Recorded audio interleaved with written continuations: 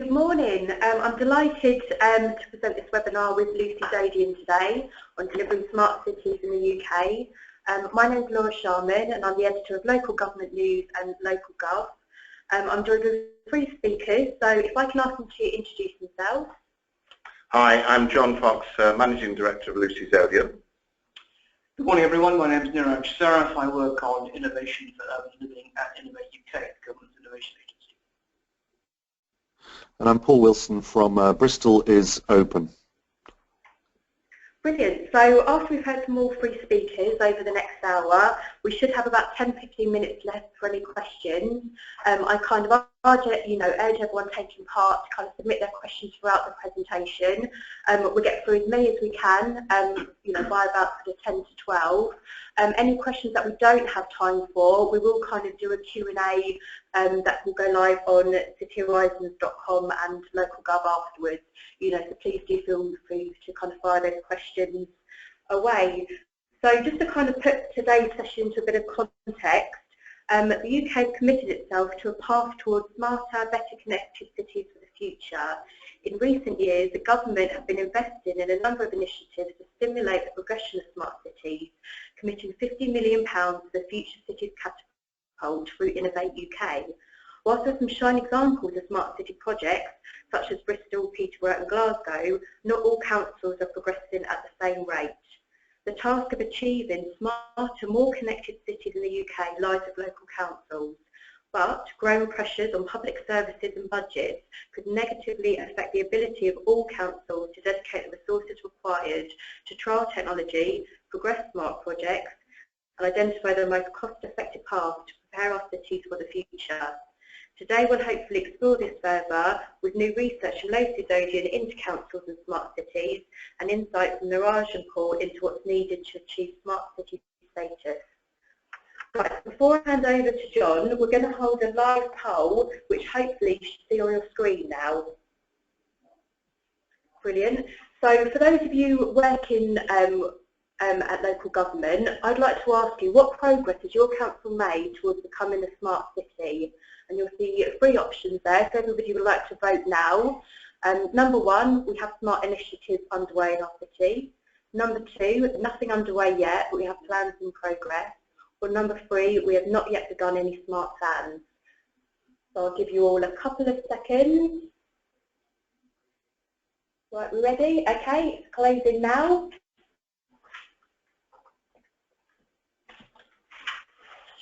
Brilliant, and there we go, and on your screen now you'll see the results. So, just by a very small margin, you haven't got anything underway but do have plans in progress, which is a good sign, and sort of hopefully for those people, we're kind of there some, practical tips and lessons. I'm slightly concerned that we're kind of split on those that do have initiatives underway and those that don't have any plans. But again, hopefully for those people who haven't started down this journey, today will be an informative session. Brilliant. So I'm going to hand over to John now. So thank you, John. Thank you very much. Well, I'd start off by saying I confess to being a geek. My initial interest in smart cities was really from the technological perspective of smart lighting, and it has only been in the last 18 months that I've grasped some of the real potential benefits. Lucy Zodion are now active in many smart city forums. I'd just like to make clear that when I use the term smart cities, I'm using it really to encompass all urbanised areas, not just city centre. Lucy Zodion works very closely with councils, and we've been struck that the differing levels of smart engagement within these councils is quite noticeable. We commissioned this research to flip the current conversation from a focus on technology to shine the spotlight on delivery and how engaged your average council and how much they're really focusing on the citizen. In the UK, the government has devolved the responsibility of smart cities to local government. In some ways, this makes great sense. Smart cities are an umbrella term for a myriad of technologies, solutions, applications and use cases that are intended to improve how a city or an urban area works, to improve its flow, make its services more efficient, save resources, and ultimately improve how residents and businesses interact with their city, improving the quality of life and making things work better with greater efficiency. It should be up to the individual city to identify its own problems and create solutions appropriate for them. But as those of you who are involved will know only too well, implementing change at local government level is not without its problems. We have already seen some of the early adopters, and I can get you on this call, placing their stake in the ground: Bristol, Peterborough, Glasgow, Belfast, London, just some of the examples of the UK's flagship smart cities who have secured funding and used it to create working examples of smart technology. But that funding hasn't been shared out equally among cities, and the pace of change is not happening at the same rate across the country. We commissioned research into smart cities, speaking to senior management and councillors to get their views on the ground. How a smart city is progressing in reality, what are the key drivers, and what's standing in their way. We recognised that we didn't have the skill, time, or indeed independence to undertake the work ourselves. So we commissioned a specialist researcher called DJS Research to conduct a study into councils across the UK and Northern Ireland. We wanted to discuss levels of awareness around smart cities, the council's progress to date, where they best felt smarter solutions would improve city services, and whether they were experiencing barriers to delivery, and if so, what these barriers were. In total, DJS approached 187 councils, and this isn't a small number, this is a very representative cross-section of those in the UK. And actually, in hindsight, the initial response was not altogether surprising, but a real concern. Of the 187 councils we approached, 80% of them had only a limited understanding of smart cities. I see from the poll that probably isn't representative of those listening, but this is perhaps the self-selecting group. They had no appointed team or named lead for smart cities and no plans for participation in the short term. 35 had the level of knowledge and involvement required to complete in-depth interviews with DJS. Yet only a few of these were leading the way in smart cities. In fact, many had not truly begun their smart journey. Some of those interviewed were smart project managers, or they headed up an infrastructure team. Others were heads of digital, economic growth and enterprise, or solution architects. A key insight gained during the process produced a really valuable tool to characterize preparedness of cities on their smart journey. The insight was the identification of 6 key stages that councils go through on their smart city journey. Stage 1, we called it in the dark. These councils had minimal awareness of smart cities, possibly they'd heard the phrase and confused themselves with the meaning. Stage 2, ears pricked. They might have minimum awareness, reading a paper, attending a conference, completed some online research into it as a concept, but no plans for involvement anytime soon. In fact, most of these councils that were contacted were at this stage. Eyes and ears open, these councils had better awareness and partial involvement in some of the initiatives. Stage 4, eyes, ears and minds alert. By stage 4, councils have appointed a smart city lead and undertaken some investigative work to identify some of the problems in their city. Interestingly, these councils might have applied for funding in a competition and lost, or have had 1 or 2 small-scale projects underway. Stage 5, these are the enlightened ones. These are the councils that are leading the way. They have leadership, providing partnerships with the private sector. They have rolled out technology. Their citizens are benefiting from them, and they have a clear roadmap for the future. Stage 6, the connected city. Well, actually, this was an extrapolated, an extra stage, which we introduced following the research. The connected city, these were not only delivering smart solutions, but they were also engaging their citizens at every stage, from design of services to delivery of these services. They had recognized the customer-oriented model of a smart city and were factoring that into their plans. Hopefully, you've all seen a copy of the report, but I want to quickly take you through some of these findings. Despite the varying levels of involvement, there was an overwhelming consensus from the councils that smart cities could offer positive benefits, from improving public services and delivering greater efficiencies and value for money to improving the cities themselves. Ultimately, it was agreed that if done properly, it would be citizens who benefit the most, and that citizen benefit was, in fact, the ideal outcome. So the obvious question is, if the majority of councils are so supportive, what's stopping them from implementing them now? The overwhelming feedback is that there are significant barriers to delivery. Unsurprisingly, funding is the biggest barrier, but in fact it wasn't the only one. If we look briefly at some of the feedback in more detail, funding was always going to feature, and inevitably it was the most commonly cited. There simply isn't the budget to allocate towards smart cities in most councils. Time and time again, DJS spoke to frustrated people who, although enthusiastic and keen to get it started, just didn't have the resource to commit to it. Those councils who are leading the way were far more likely to be the ones that have secured external funding. In fact, one person told us, without investment from the government, progress was only going to happen very slowly. Ultimately, who gets the funds is determined by what is deemed to be the biggest priority for spending.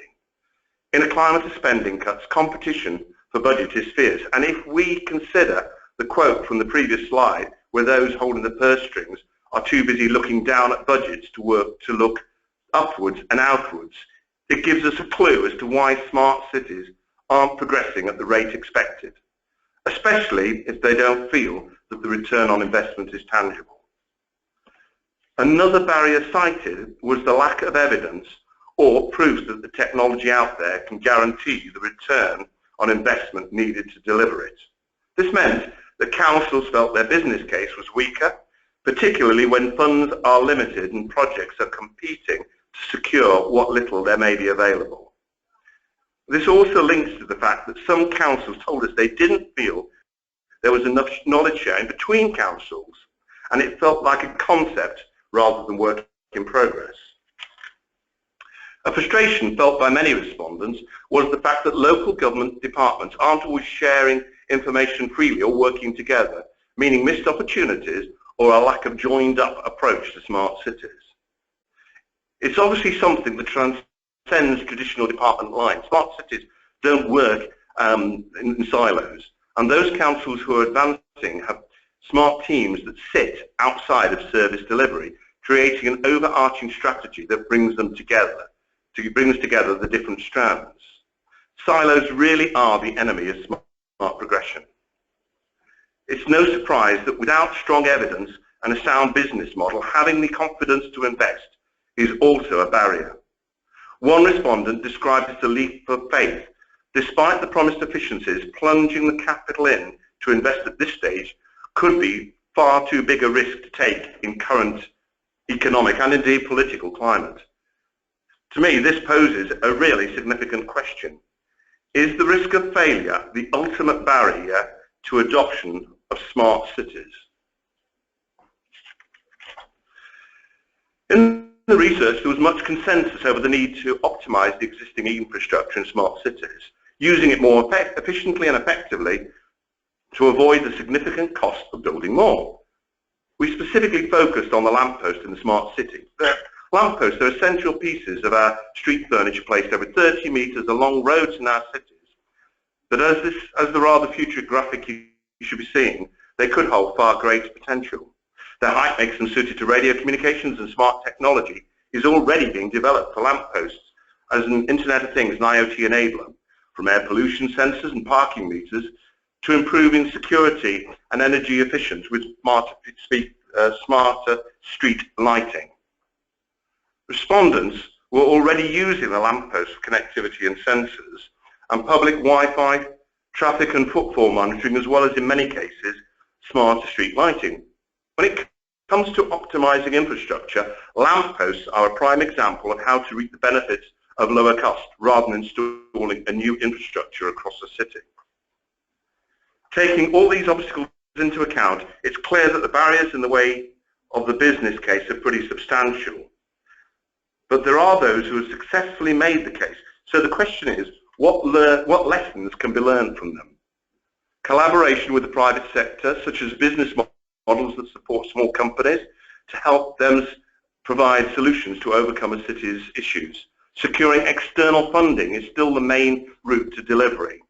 Some are using funding for small-scale projects or working with the private sector to demonstrate value for money and to secure the internal buy-in for future projects, using them as test beds so that they can secure the funding within the council. Once proven, it will enable them to be self-sufficient over a longer term. And perhaps most importantly, demonstrating return on investment is critical. Creating a sustainable model for the future, the so-called favourably monetized business or in fact use cases. One attribute that is clear across the most connected cities is that citizens are truly the heart of the strategy. This is not just essential when developing solutions such as an app that citizens will engage with. It also applies to the very design of a smart city, understanding how a citizen uses and lives in the city and how their expectations are changing.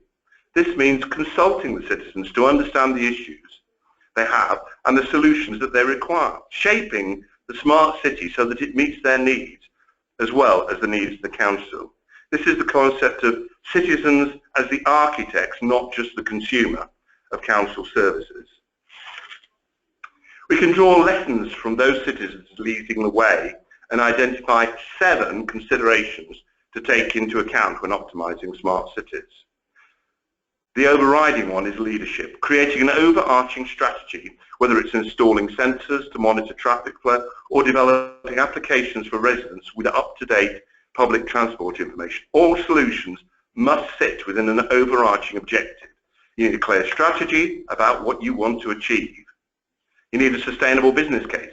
When developing a smart project, decide benefits which provide a return on investment and consider what partners to engage to help deliver it. Internal prioritization, cross-departmental, interdepartmental support and senior buy-in is absolutely crucial to success. Collaboration, funding, finding partners with a clear proposition or inviting businesses to participate in the development of a solution. Clearly though, businesses will not be altruistic. Consider expanding functions of existing assets before creating new ones. This achieves greater cost effectiveness and lower and higher return on investment. Engage citizens in plans for the design and architecture of services to ensure that those that are provided meet their needs. And finally, recognize that technology is an enabler and that its role is primarily to facilitate the process. The main concern from this research is that many councils simply aren't able to start the journey. The report findings validate the concerns that we're creating a tiered approach to smart city delivery. Those leading cities are light years ahead of the majority who simply aren't able to make this a strategic priority. They're too bogged down in the day-to-day management of budgets and service delivery. Then there are those who are desperate to get started but simply don't have the resources or indeed knowledge of where to start. Funding won't stretch across all regions and a public-private business model isn't always possible. I really worry there is a lack of leadership on smart cities. In fact, we've identified 4 areas that require focus to rectify.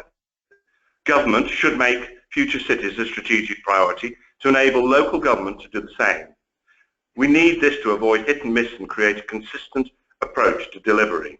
Greater collaboration is needed from internal departments working more closely to more knowledge sharing with other councils, evidencing success stories, and greater data sharing between them. Working with businesses is also important to develop solutions. However, citizens must be at the heart of a smart cities strategy, and optimizing existing infrastructure has got to be prioritized in the climate of squeezed budgets and tough competition for funding. delivering smart cities in the most cost-effective way is crucial. In summary, most councils haven't started to consider smart cities yet. The best of breed see that leadership, collaboration and the citizen are at the heart of their proposition and plans. Brilliant, thank you very much, John. Really enjoyed that. I think this research is a really good gauge of kind of where the local government sector is at in understanding and implementing smart cities, and it provides, you know, kind of real tangible evidence and kind of what barriers we need to overcome and kind of where councils need to go next. Now, before we move on to the next speaker, we're going to do another very quick poll, which hopefully should pop up onto your screens shortly. And again, this is asking, what is the biggest barrier to implementation is your council facing? And the reason I kind of want to ask is I think it'd be really interesting to kind of compare the results of this poll to kind of what came out in the research. So you'll see the options in front of you. So we've got number 1, lack of funding. Number 2, lack of internal collaboration. Number 3, not enough external collaboration. Number 4, not an internal priority. Number 5, no strategy in place. Once again, if you want to vote now, I'll give you 5 seconds to kind of make your selection. So we're going to close it now, and then hopefully we should get the results any moment. Okay, we're just waiting for those to come through. Brilliant.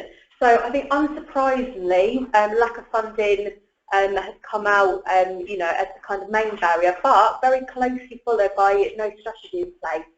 So, you know, I think this really does, you know, kind of echo, you know, the research done by Zodion, you know, and obviously kind of shows the barriers that kind of councils need to overcome, you know, in order to drive forward the smart city agenda.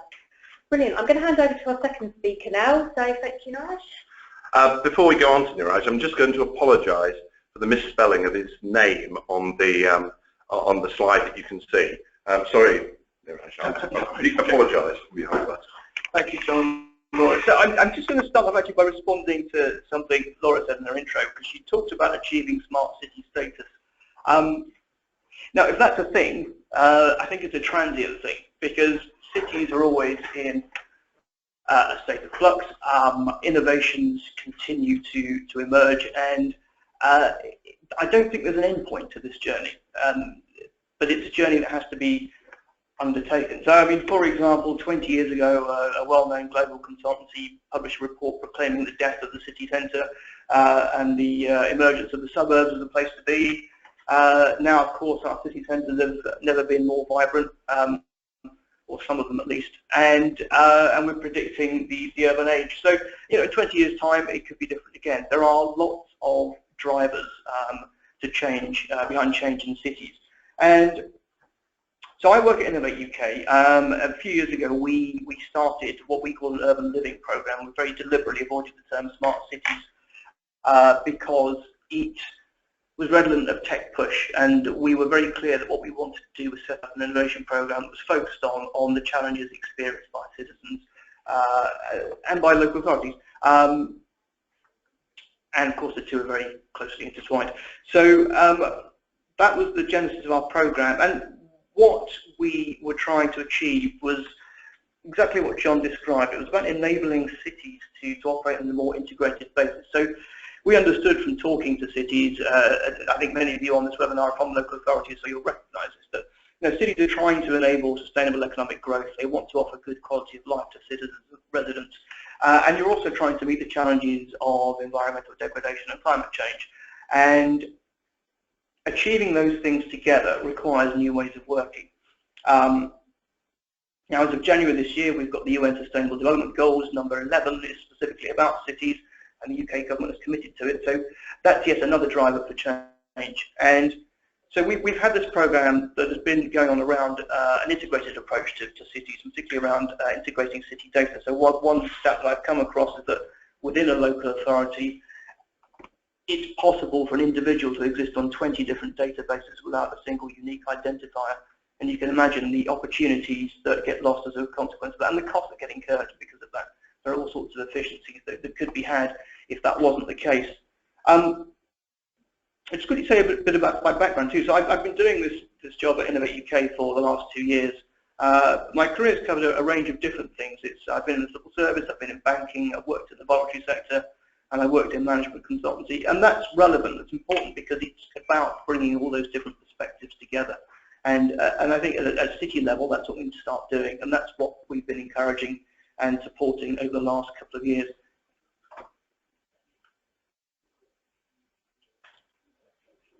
So specifically, when we started this program, we were aware that there were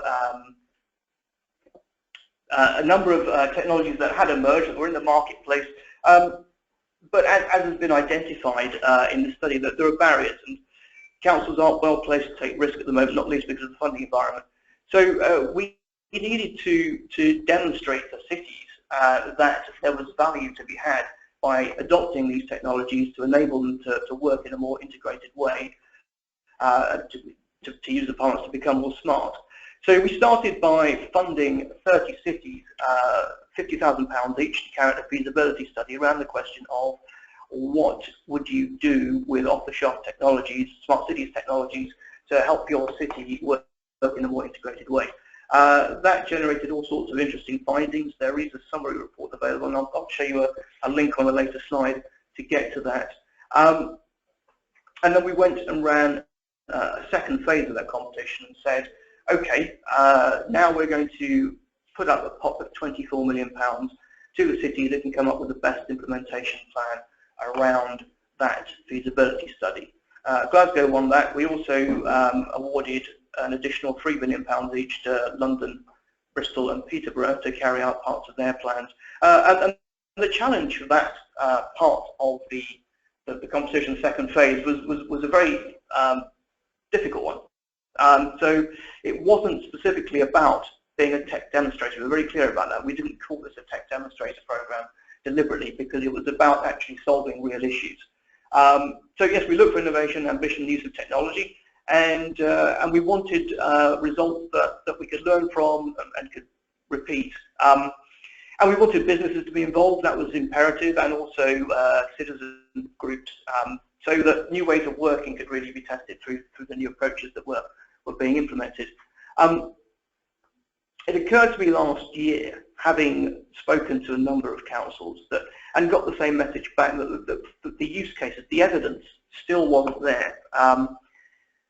And I felt it was important, having invested £33 million of government money, to get the learning from these demonstrator studies out. So I set about setting up a learning event in each of the 4 cities, to get the cities to basically talk us through what they learned from the projects they've been implementing through the demonstrator program, and how it could be of use to other councils who are looking to become smarter, let's say. So it was a series of events that was specifically targeted at local authorities. What was interesting, actually, was each of 4 events, the local government attendees were probably in a minority. Now, I think some of the findings from Lucy Zodion's study sort of explains why. One just seemed to be around a huge lack of awareness of the whole concept and of the developments that are available in the market. And so the invitations may have arrived and meant nothing, which is interesting and also slightly worrying. Another, again, as John described, is that there are very few places that actually have a head of smart cities. In fact, I'm aware of one. I know some cities have teams. I mean, Paul, who we'll hear from shortly, in Bristol, they've got a whole team looking at innovation for future cities, as do some of the other leading ones. But very few actually sort of have a title of head of smart cities. So it's quite difficult to identify who to actually send the invitation to. So that was interesting. So actually, what we had was a mixture of local authority people, academics, consultants, coming to events. But we had some very interesting conversations, and in fact John was at one of them, which is possibly why he's also already shared some of the findings, but I will talk about them anyway. And the key reason, I mean, apart from sharing the learning from the demonstrated projects, another key reason for having these events was to create a platform for conversation, so that people could network, come together, and actually keep in touch, so that they could share their challenges and their solutions. Because what I haven't noticed a great deal is cities in the UK actually collaborating around the challenges that they're facing. So what we want to do is enable conversations around that. So to move on, what do we actually find? So we had a range of presentations at each of the events, which were very lively and actually showed the diversity of possibility. And what we got was clear explanations of where the value came from, which helps to, I hope, meet the use case challenge, but also things to avoid. We wanted to be honest about this. It's no point dressing things up if other people then copy them and fail. So we wanted to be clear about lessons learned and things that hadn't worked. Business models is an area that John mentioned. Again, I mean, funding has been mentioned as a challenge, and one approach to the funding challenge is actually come up with new business models that don't require a lot of upfront investment, but look at ways of profiling and risk sharing in a different way. As I've mentioned, we also wanted to create some momentum for the conversations and future collaborations. And to that end, we've put all the presentations up at that web link there. Are they going to get a copy of the slides? Yeah, okay, so you'll get a copy of these and you'll be able to see it. So all the presentations at each of the events are available at that link. There's also a discussion forum there, which I would very much encourage you to participate in, because it's really helpful for us to understand the sorts of challenges you're encountering, the sorts of questions you have, but I think also it might be a good place to find an answer to someone else who's already addressed it. So do have a look there, and I'm just going to quickly talk through some of the specific learnings that came from the events in aggregate. So the first set I sort of talked about principles that emerged from the demonstrators, and it was very clear that actually joining up and coming up with new ways to tackle complex challenges is beneficial. But it's all well and good to implement an integrated data platform and new IT systems. The harder part is actually getting people who are used to working within their silos to think differently and work differently. And that was something that came through, I think, at each event. It's something that it requires strong leadership, amongst other things. Interconnections between silos. So once you start looking at problems from through a wider lens, you see how different elements of the city actually come together around it. So Glasgow, for example, addressing security. So what they found was that people weren't cycling or jogging because they were concerned about their personal security on dark evenings. So what they found was that actually the solution was to introduce intelligent street lighting. So addressing a health problem through an infrastructure solution. So really linking it across. I mean, another one that I haven't actually seen addressed, but it's an example that occurs to me, is around unemployment. And currently the approach to unemployment is that people go to their job centres and they're pointed to opportunities. They get a job advisor, and that's pretty much it. But I think there's a wider opportunity to link up with other services, such as public libraries and adult education, that doesn't currently happen. So,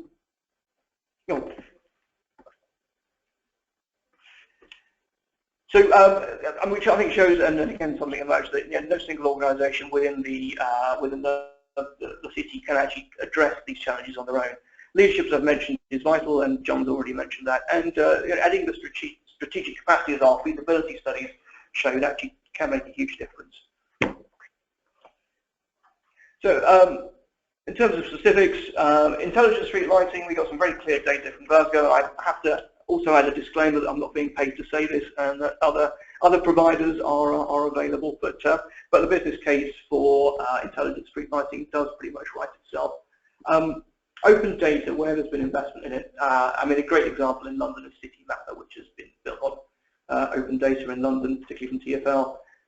But it does lead to benefits. It's very difficult, though, to know where that's going to come from. So it's somewhere where you do have to take a risk. And that, in terms of writing a business case, I know can be very challenging because you can't actually profile the returns. So you have to think differently about it and look at what other cities have done and what's come.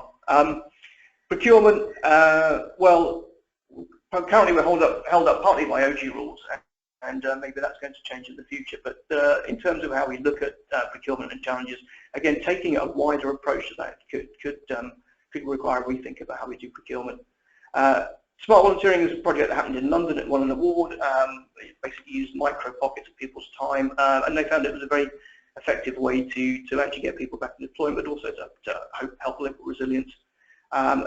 Logistics was again another London one, and you can see the stat on the screen of what happened when they took a smart approach to last mile delivery.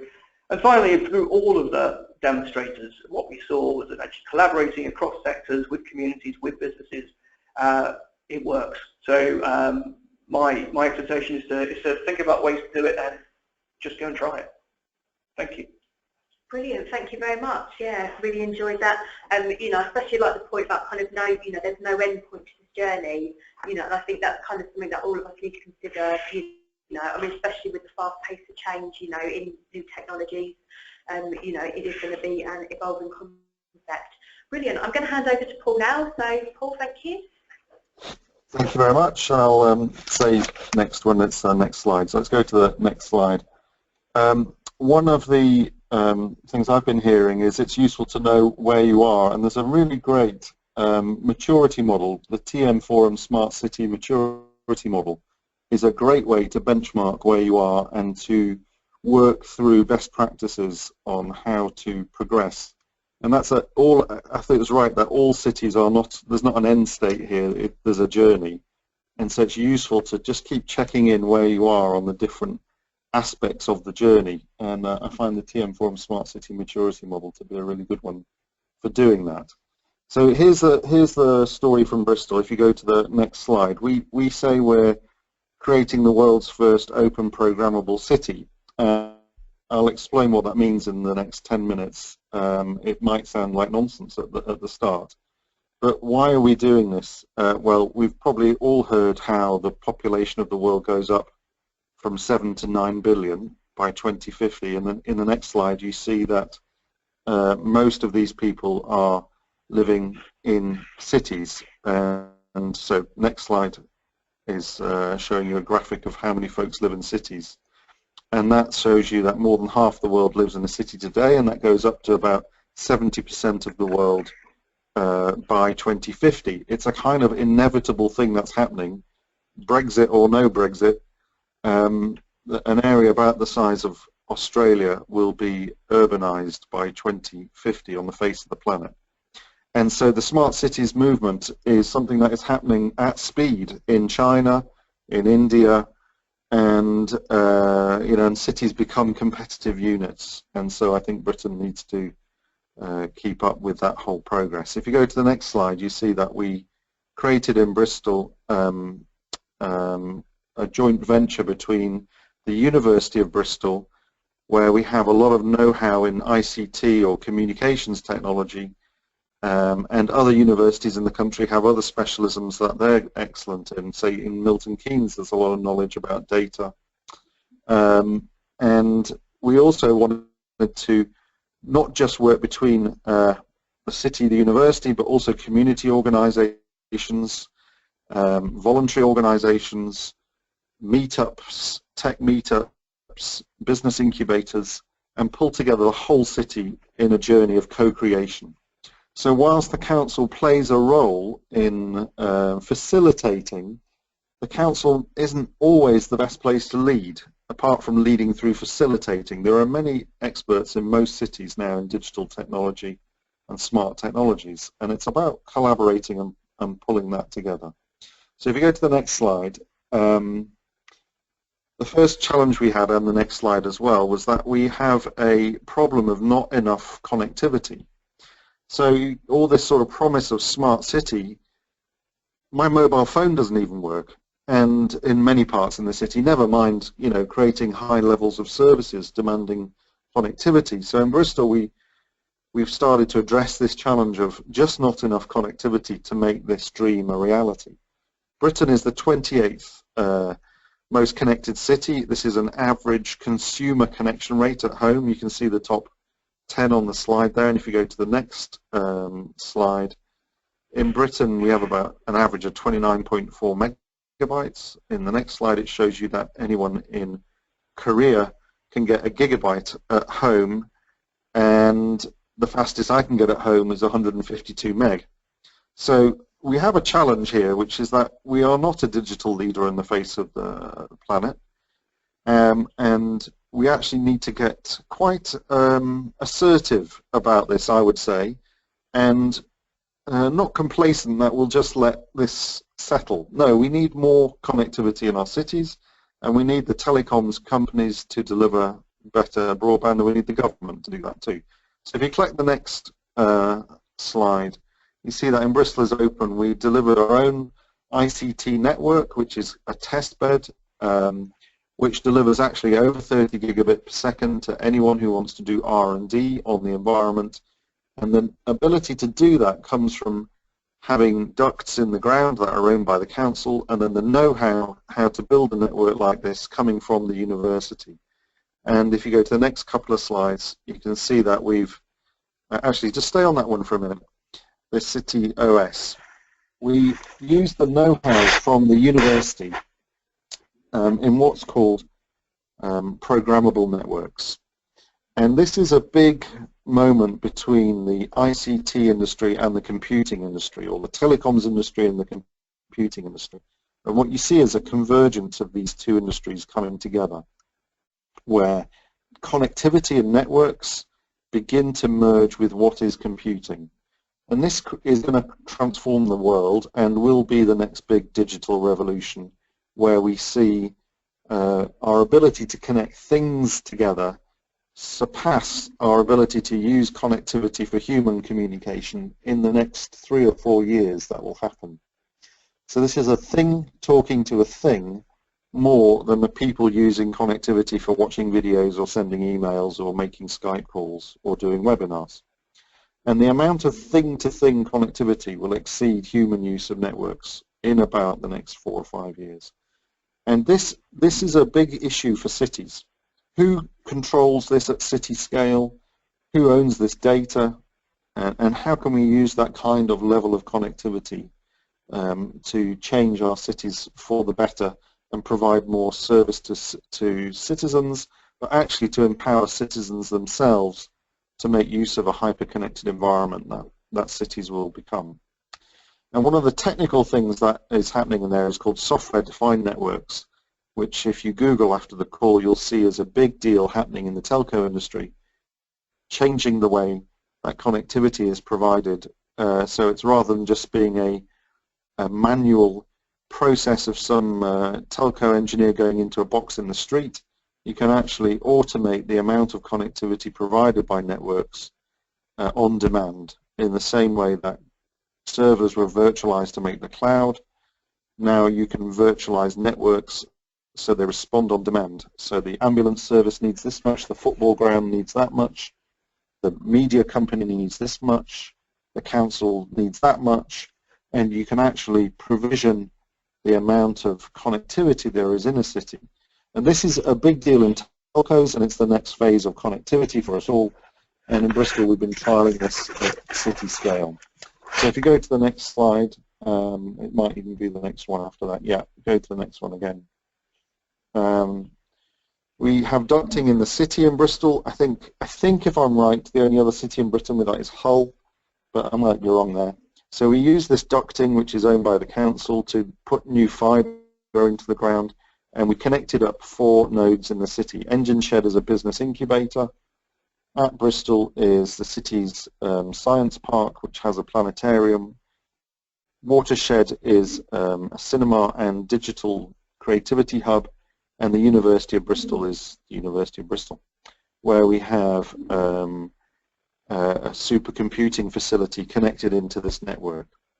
If you go to the next slide, we then connected onto the fibre a whole bunch of experimental wireless connectivity. So this is 3G, 4G, LTE and 5G technologies. 5G is an emerging standard that's particularly oriented for the Internet of Things, and the 5G will allow much more than mobile phone speeds. It will allow thing-to-thing communication or machine-to-machine communication. And the standard will be settled by about 2020, and the rollout will begin around that same kind of time as well. So we're trialing different things in the center of town using these kind of wireless technologies, and the transfer rate is about 1 gigabit per second. So if you think what that means, a gigabit is more than an average iPlayer TV show that might take you a minute to download. You can download that in less than a second. So it's not so that we can download movies really fast, it's actually what could we change in the way our cities work if we've got that kind of level of connectivity. If we go to the next slide, we worked with Silver Spring Networks to put up an IoT mesh across the whole city, and that sits on about 1 in 20 lampposts in the city, and then it bounces around the city and allows us to connect up IoT devices, which I'll come back to in a minute. So that's, we used money from, as was mentioned, the Innovate UK City Demonstrator. We also used Super Connected Cities Fund money from DCMS to get this up and running. And if you go to the next slide, that's the same kind of model, just looks a little different, looks like a tube map. It's the same street scene. If you go to the next one, and actually go on to the next one again. So this is all very interesting, but it's a bit tech wonkish.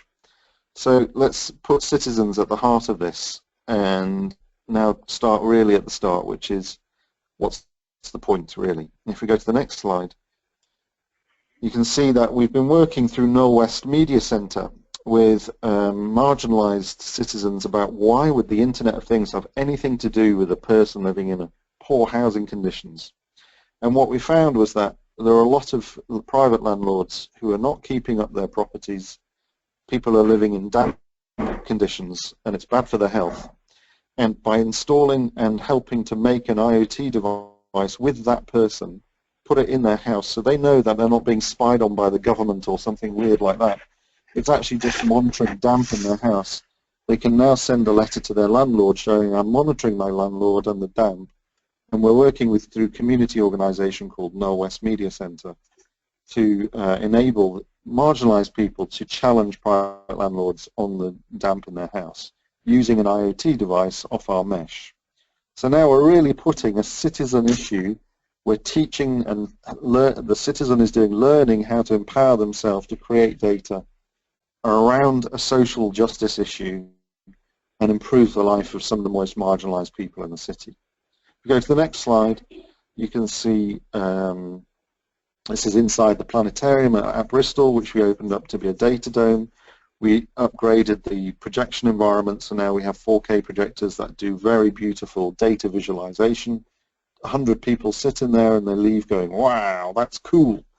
And it's very inspiring and exciting environment. And we're beginning to show a city map and open data from the mesh network into the map in that environment. And it's very inspiring and motivating.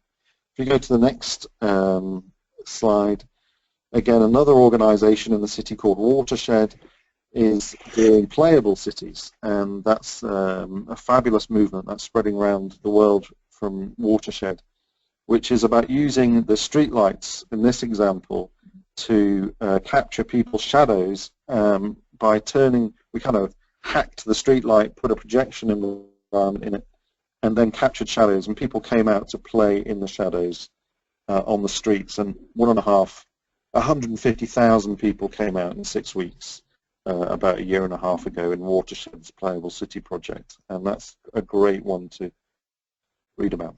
So if you keep going, I've got the last 2 or 3 slides now. We have a model of working with large organizations, big ICT companies and data companies and tech companies are very interested to get into the space, but it's important, I think, that the city's in charge, not the big corporate.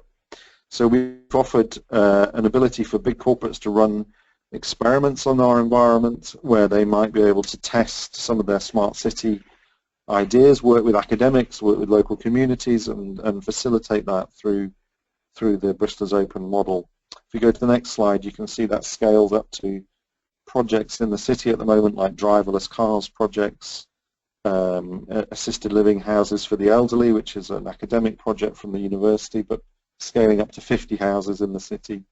Looking at algorithmic road traffic management, where the traffic light sees the number of vehicles in front of it and can change the traffic light based on the volume of traffic.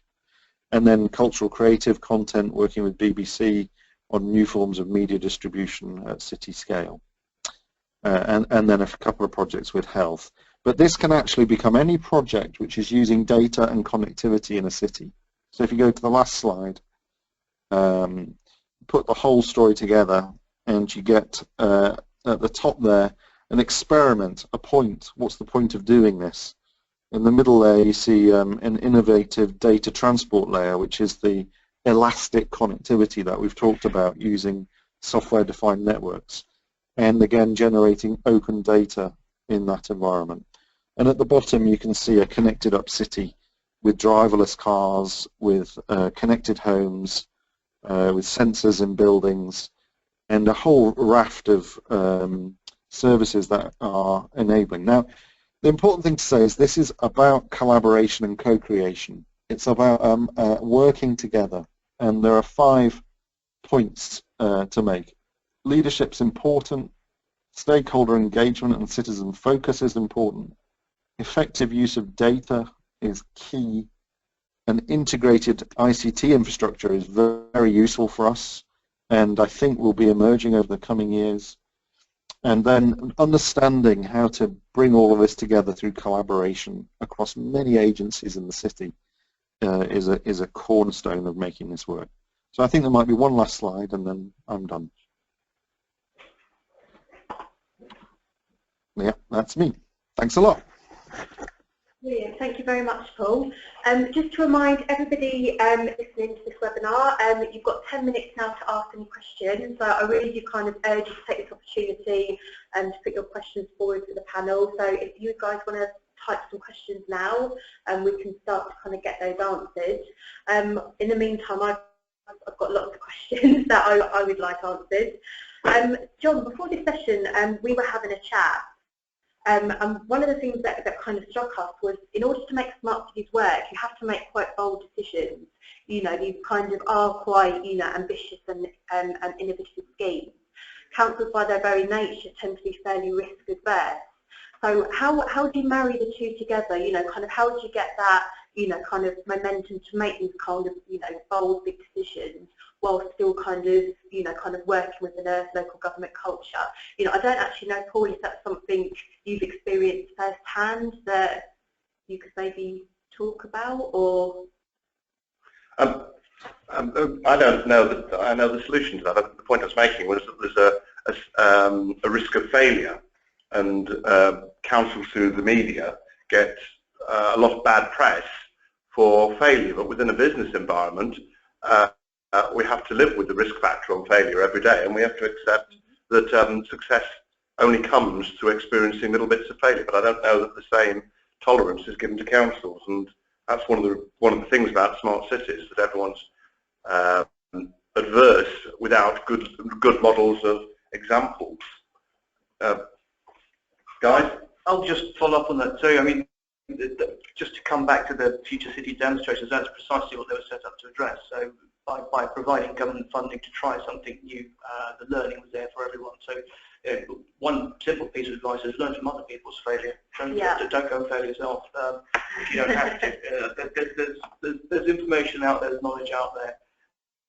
So do look. And the other, another part of the solution, I'd be interested in Paul's view on this actually, is actually to change the terms of the contract that councils have with citizens and businesses. So I'm just talking about where I live now. My experience of my council is very transactional, and I don't get asked as one of the local residents, you know, what I think of council services, how they can be improved, what I could do to actually make their lives easier, which is probably quite a bold question, but I don't see why it shouldn't be asked. So I think there's something about boldness and how you change that relationship, which doesn't have to be in itself risky, because I don't think it costs a huge amount of money, but it's changing the terms of the relationship that I think can help address that too, because then chances are people will be more forgiving if things don't quite work out. Brilliant. Paul, did you have anything to add to that? Or? 2 or 3 things have helped us in Bristol. One is having a directly elected mayor, who was a confident character and took decisions and showed leadership. That was a very helpful part. With that, we created a joint venture company with the University of Bristol, and by taking the project one step removed from the day-to-day running of the council was actually very helpful. It allowed us to be able to develop some commercial relationships with vendors, ICT vendors, and it sort of took the governance away a little bit from the council. I mean, there were people who complained about that because they, but it actually enabled us to get on with things more quickly. And we took a perspective that was international rather than domestic. And it fitted the culture of the city, and so by and large most people are quite excited by it. Of course there's naysayers, but honestly if you just always listen to the naysayers you wouldn't ever do anything, so I think we just ignore the naysayers. Brilliant. We've talked about existing infrastructure and kind of the role that lampposts can play in this. Providing Wi-Fi and kind of smart lighting.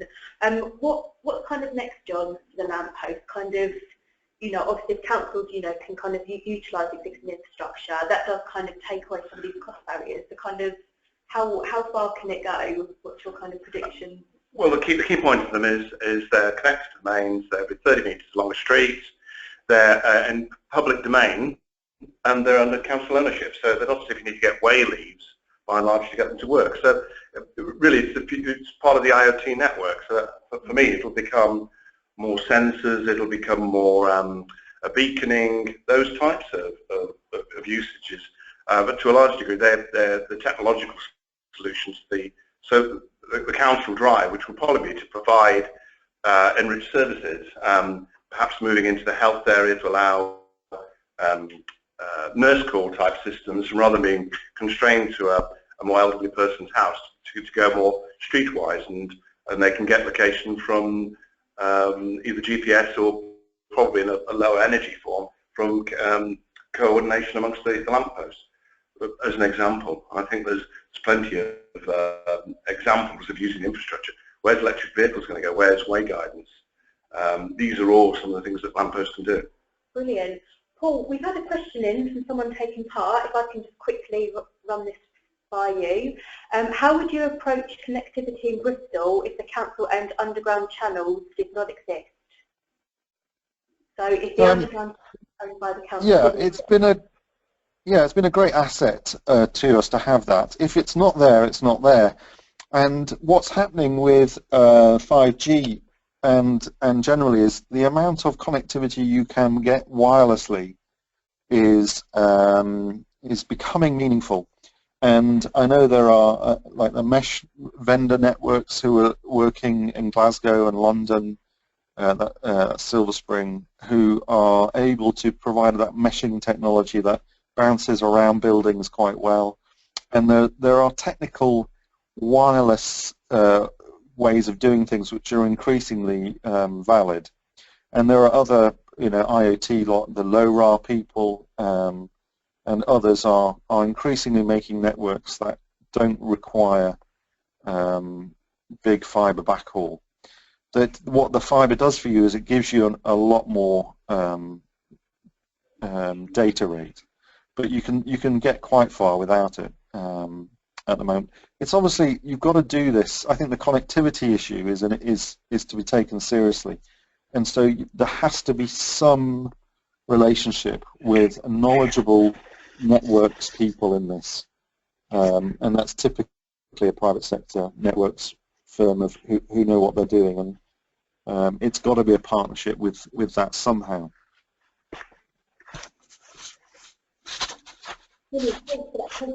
Sorry, I've got another one for you, listener. It's clear that there was a defined strategy, which is great, but how did Bristol decide where to start, and how easy was it to ring-fence this funding and select their industry partners? The story.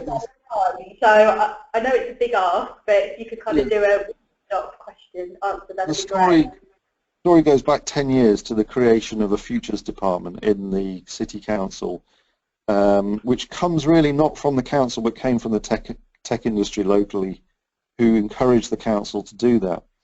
And then that team has existed for the best part of 10 years and has gained credibility with EU funding and UK government funding, like the Innovate UK money. And that has been important, very important, for facilitating many other things and agencies in the city. So the council's role was a facilitator, and it's done a superb job of that, to be honest. Brilliant, that's great. So before we just close, maybe Niraj, do you have like a final thought at all, or I mean, if one change could be made to make smart cities a scalable reality, what would be your kind of final thought on that? If you could kind of... I'd come back to a point I made earlier, which is to talk to each other, learn from each other, and learn together. Because these challenges are too complex to solve on your own. So brilliant. Keep talking. Lovely. John, and to you? I think it's just looking at the paradigm shift that's required with tightened funding, the leadership within councils towards adopting alternative methods of making the citizen the architect of plans rather than the consumer of them will become an important step forward. Brilliant, that's lovely. Well, I just want to thank everyone for attending today and for the free speakers kind of sharing their thoughts. We'll send the slides out after the webinar for everyone taking part, and I'd urge everyone to visit cityhorizons.com